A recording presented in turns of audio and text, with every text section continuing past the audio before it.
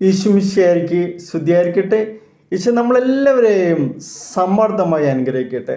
നമുക്ക് നമ്മുടെ സുവിശേഷത്തിൽ വിശുദ്ധ മർക്കോസിൻ്റെ സുവിശേഷത്തിൽ 2-ാം അധ്യായത്തിലെ 23 മുതൽ 28 വരെയുള്ള വചനങ്ങൾ വായിക്കാം.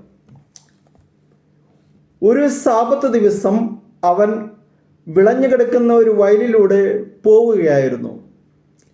പോകുമ്പോൾ ശിഷ്യന്മാർ കതിരുകൾ പറിക്കാൻ തുടങ്ങി. ഫരിസേയർ അവനോട് പറഞ്ഞു, സാബത്തിൽ നിശ്ചിതമായത് അവർ ചെയ്യുന്നത് എന്തുകൊണ്ട്? അവൻ ചോദിച്ചു, ദാവീദും അനുചരന്മാരും കൈവശം ഒന്നുമില്ലാതെ വിശന്നു വലഞ്ഞപ്പോൾ എന്തു ചെയ്തുവെന്ന് നിങ്ങൾ വായിച്ചിട്ടില്ലേ? അബിയാദർ പ്രധാന പുരോഹിതനായിരിക്കെ ദാവീദ് ദേവാലയത്തിൽ പ്രവേശിച്ച് പുരോഹിതന്മാർക്കല്ലാതെ മറ്റാർക്കും ഭക്ഷിക്കാൻ അനുവാദമില്ലാത്ത കാഴ്ചപ്പം ഭക്ഷിക്കുകയും കൂടെയുണ്ടായിരുന്നവർക്ക് കൊടുക്കുകയും ചെയ്തില്ലേ? അവൻ അവരോട് പറഞ്ഞു, സാബത്ത് മനുഷ്യന് വേണ്ടിയാണ്, മനുഷ്യൻ സാബത്തിന് വേണ്ടിയല്ല. മനുഷ്യപുത്രൻ സാബത്തിൻ്റെയും കർത്താവാണ്. എത്ര ശക്തമായ തിരുവചനമാണല്ലേ. മനുഷ്യൻ സാബത്തിന് വേണ്ടിയല്ല, മനുഷ്യപുത്രൻ സാബത്തിൻ്റെയും കർത്താവാണ്.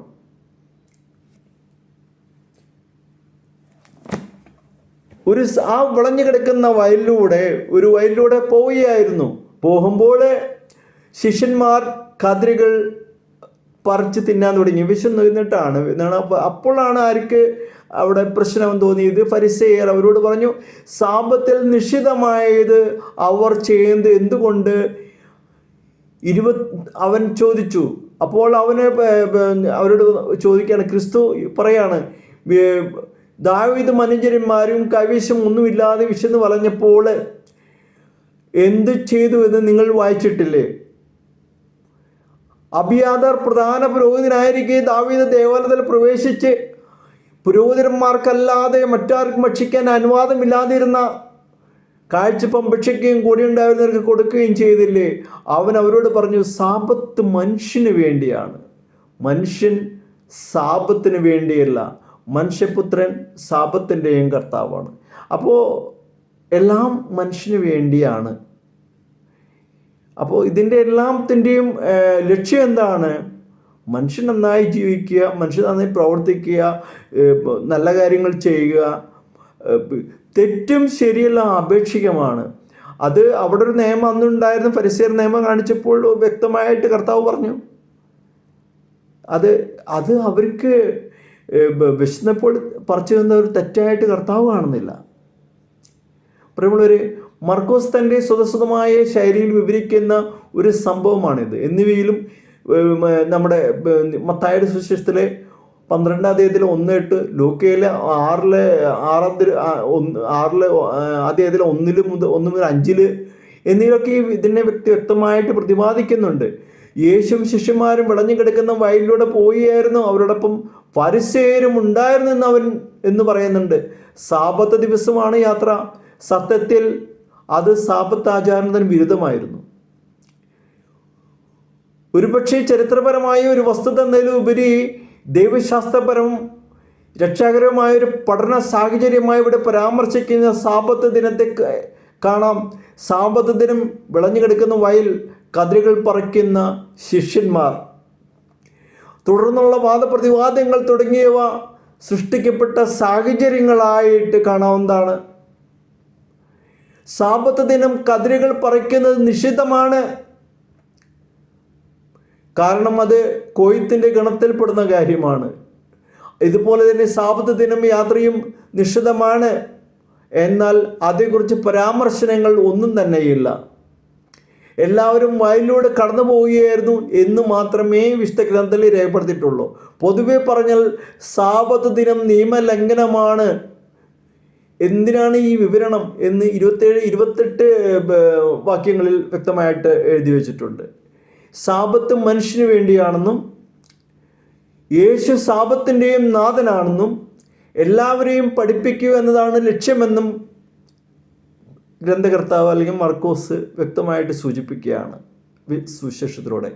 ദൈവം മോശ വഴി നൽകിയ കൽപ്പനകളുടെ വിവരണത്തിൽ വരുന്നതാണ് സാബത്ത് ആചാരണത്തിൻ്റെ വകഭേദങ്ങൾ. അതിൽ വരുന്നതാണ് 23-ാം വാക്യത്തിൻ്റെ വിവരണം. പഴയ നിയമത്തിൽ 1 സാമുവേൽ 21 ആദ്യത്തിൽ 1:6 അതിൽ എഴുതിയിട്ടുണ്ട്. 2 സാമുവേൽ പറയുന്നുണ്ട് കാഴ്ചയപ്പം ഭക്ഷിക്കുന്നതിനെ കുറിച്ചുള്ള ഒരു പരാമർശനം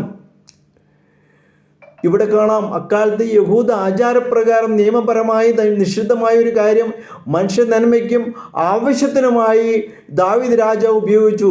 ഇവിടെ യേശു ദാവീദിൻ്റെ വംശപരമ്പരയിൽ നിന്നും മുളച്ചു പൊന്തിയ മിശിഹയാണ്. പഴയ നിയമത്തിൻ്റെ പൂർത്തീകരണവും അതിന് അർത്ഥം നൽകുന്നവനുമാണ്. മതനിയമങ്ങളും ആചാരാനുഷ്ഠാനങ്ങളും മനുഷ്യ നന്മയ്ക്ക് വേണ്ടിയാണ്. അത് മനുഷ്യനെ വീണ്ടും ചങ്ങലയിൽ തളയ്ക്കാനോ സ്വാതന്ത്ര്യരഹിതനാക്കാനോ ഉള്ളതല്ല. അതെ, സാബത്ത് മനുഷ്യന് വേണ്ടിയാണ്. നിയമങ്ങൾ, ചട്ടങ്ങൾ എന്നിവയ്ക്ക് അമിത പ്രാധാന്യം നൽകി മനുഷ്യത്വം, കാരുണ്യം, സ്നേഹം, ദയ എന്നിവ നഷ്ടമാക്കരുതെന്നും അനുഷ്ഠാനങ്ങളും ആചാരങ്ങളും നന്മയെ കരുതി മാത്രമായിരിക്കണമെന്നും ക്രിസ്തു വിശ്വാസി അറിഞ്ഞിരിക്കണം. പഴയ നിയമത്തിൻ്റെ പൂർത്തീകരണമാണ് യേശു എന്ന സത്യം വീണ്ടും ഓർമ്മപ്പെടുത്തുകയാണ്. ദൈവപുത്രനും മനുഷ്യപുത്രനുമായ യേശു ക്രിസ്തു നിയമത്തിൻ്റെയും പ്രവചനങ്ങളുടെയും അന്തസ്സത്തിലേക്കും പൂർണ്ണതയിലേക്കും നമ്മളെ നയിക്കുകയാണ് ചെയ്യുന്നത്. ദൈവപിതാവിൻ്റെ ഹിതം നിറവേറ്റുന്നവൻ എല്ലാറ്റിൻ്റെയും നാഥനും കർത്താവുമാണവൻ. അവനിലൂടെയാണ് എല്ലാം പൂർത്തിയാകുന്നത്. എല്ലാ കാര്യങ്ങളും അവനിലൂടെയാണ് പൂർത്തിയാകുന്നത്. മനുഷ്യത്വം മറന്നുള്ള അനുഷ്ഠാനങ്ങൾ അർത്ഥരഹിതമാണെന്ന് വ്യക്തമാക്കുന്നു ക്രിസ്തു. സർവവും യേശുവിൽ നിക്ഷിപ്തമാണ്. ദൈവത്തിൻ്റെ വെളിപ്പെടുത്തലിലൂടെ അർത്ഥമാക്കുന്ന ക്രിസ്തുവിലൂടെ എല്ലാം സ്ഥിരീകരിക്കപ്പെടുന്നുണ്ട്. പ്രിയമുള്ളവരെ, അപ്പോൾ ആചാരങ്ങൾ, അനുഷ്ഠാനങ്ങളെല്ലാം നല്ലതാണ്. അത് മനുഷ്യന് വേണ്ടി ആയിരിക്കണം. അത് എല്ലാത്തിൻ്റെയും കർത്താവാണ്, എല്ലാത്തിൻ്റെയും അധികാരി. നമ്മൾ ഏത് കാര്യം പ്രവർത്തിക്കുമ്പോഴും അതിൻ്റെ സാഹചര്യങ്ങളും അതിൻ്റെ എന്താ പറയുക, അതിനെ ആ സാപത്തിൽ പറഞ്ഞുള്ള കാര്യങ്ങൾ പോലും യേശു അവിടെ കണ്ടിച്ചു. കാരണം യേശു ചോദിച്ചു, ദാവീദ് മനുഷ്യന്മാരും അത് കഴിച്ചിട്ടില്ലേ? ദേവതൽക്കർ പുരോഹിതന്മാർക്ക് മാത്രം കഴിക്കാം ഒന്ന് ഇരിക്കെ ദാവീദ് ദേവാലയത്തിൽ പ്രവേശിച്ച് പുരോഹിതന്മാർക്കല്ലാതെ മറ്റാർക്കും ഭക്ഷിക്കാനാകുന്നതിൽ കാഴ്ചപ്പം ഭക്ഷിച്ചു. എന്നിട്ട് അത് തെറ്റായോ? അല്ല, അത് ശരിയാണ്. അപ്പോൾ യേശുവിൻ്റെ കൂടെ നടന്ന ശിഷ്യന്മാർ വിശന്നപ്പോൾ കതിരുകൾ കയറി ഭക്ഷിച്ചെങ്കിൽ തെറ്റല്ല, അത് ശരിയാണ്. അപ്പോൾ തെറ്റും ശരിയും നിശ്ചയിക്കുന്നത് ദൈവം തന്നെയാണ്. മറ്റുള്ളവരുടെ മുമ്പിൽ തെറ്റാണെങ്കിലും ദൈവത്തിൻ്റെ മുമ്പിൽ ശരിയാണെങ്കിൽ അതാണ് ശരി. അപ്പോൾ നമ്മളെ തെറ്റും ശരിക്കും നോക്കുമ്പോൾ അതിൻ്റെ സിറ്റുവേഷൻസ്, അതിൻ്റെ അവസ്ഥ, അതേ സമയത്ത് ഈ ശിഷ്യന്മാർ എന്താ പറയുക, ഈ നെൽവയലൊക്കെ നശിപ്പിക്കാൻ വേണ്ടി ഞങ്ങൾ എന്തെങ്കിലും ചെയ്യാമെന്ന് അവർ ചിന്തിച്ചിട്ടാണ് ചെയ്തതെങ്കിൽ അത് തീർച്ചയായിട്ടും തെറ്റായി മാറും. അപ്പോൾ യേശു എല്ലാം അറിയുന്നതാണ്. അവൻ സാപത്തിൻ്റെയും കർത്താവാണ്. അപ്പോൾ നമുക്ക് ദൈവം ഇതിനു വേണ്ടി ഇടുന്നുണ്ടാവണം, ജ്ഞാനം ദൈവം തന്നെ തരണം. ഇതിനെല്ലാം തിരിച്ചറിയാനും ക്രിസ്തു വിശ്വാസിക്ക് തിരുവചനങ്ങൾ അനുസരിച്ച് ജീവിക്കാനുള്ള വലിയൊരു അവസ്ഥ, അല്ലെങ്കിൽ അതിലൂടെ നടന്നു പോകണമെങ്കിൽ ദൈവത്തിനെക്കുറിച്ചും ദൈവത്തിൻ്റെ അഭിഷേകത്തെക്കുറിച്ചും നമ്മളെ ജീവിതത്തെക്കുറിച്ചുള്ള ജ്ഞാനം തമ്പുരാൻ കർത്താവ് നമുക്ക് തരണം. അതിനുവേണ്ടി ദൈവത്തോട് യാചിക്കുക. നല്ലവനായ യേശുവേ കർത്താവേ, നീ സാപത്തിൻ്റെയും കർത്താവാണെന്ന് ഞങ്ങൾ അറിയുന്നു. കർത്താവേ, ഞങ്ങളെ അനുഗ്രഹിക്കണമേ, ഞങ്ങളെ ജ്ഞാനത്താൽ നിറയ്ക്കണമേ. നിൻ്റെ പരിശുദ്ധാത്മാവിൻ്റെ വലിയ അഭിഷേകം തന്ന് തെറ്റും ശരിയെല്ലാം തിരിച്ചറിഞ്ഞുകൊണ്ട് നിനക്ക് വേണ്ടി ജീവിക്കുന്ന ഓരോ ഞങ്ങൾ ചെയ്യുന്ന പ്രവൃത്തികൾ, ഞങ്ങൾ ചെയ്യുന്ന വാക്കുകൾ എല്ലാം തന്നെ കർത്താവേ, അത് സ്വർഗത്തിന് വിരുദ്ധമായിട്ടൊന്നും ചെയ്യാതിരിക്കാനും കർത്താവേ നിന്നോടൊപ്പമായിരിക്കാനുള്ള വലിയ കൃപയ്ക്കായിട്ട് ഞങ്ങൾ യാചിക്കുന്നു. ഞങ്ങളെ അനുഗ്രഹിക്കണമേ. ഹല്ലേലൂയ.